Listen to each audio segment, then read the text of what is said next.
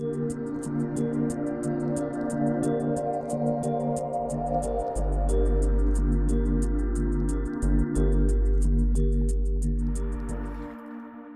afternoon. My name is James Rudyk, and I have the privilege and honor of serving as the Executive Director of the Northwest Side Housing Center in Belmont-Cragen.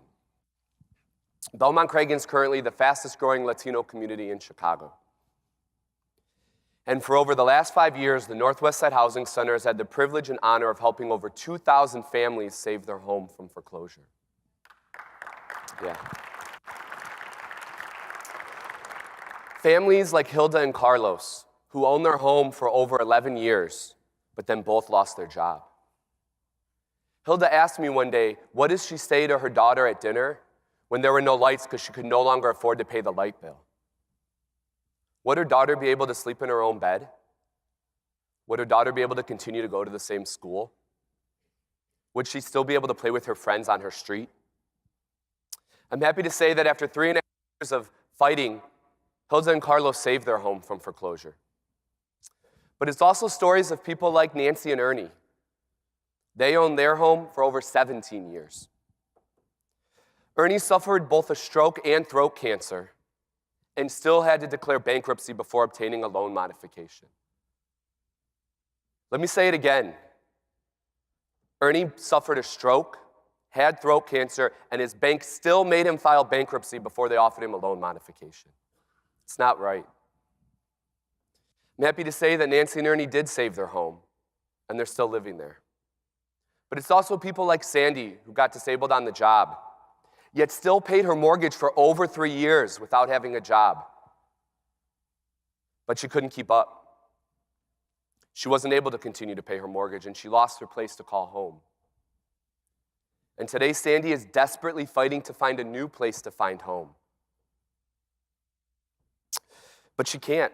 She can't find an apartment that's affordable that also accommodates her disability. So what does Sandy do? Where does she go? These are just 3 stories of the thousands of Chicagoans who have done everything right, yet still are unable to find housing.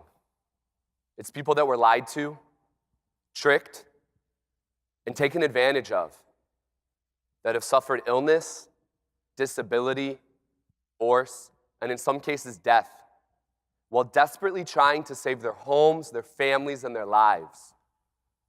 So why is housing so important to me? Because it all starts with a good place to live.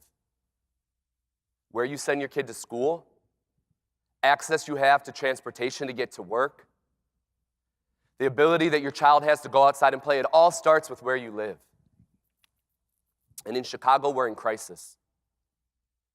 In the Belmont-Cragen community alone, over 2/3 of renters pay more than half of their income every month just in housing costs. Think about it. Half of your paycheck every month just goes to rent. How do you live? How do you save?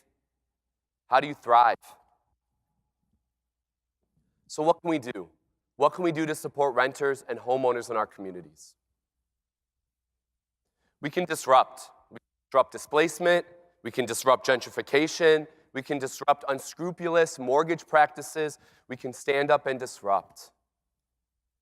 And what we can do is come up with strategies that are responsive to where people are at now, that support the families that are currently living in our communities that can't afford a place to live. People who have continuously been displaced from one community to another, that have had to pack up their lives in boxes and try desperately to find a place to live. So today, I ask you to join me in finding solutions that are responsive, that meet the needs of the community of where they're at, and disrupt.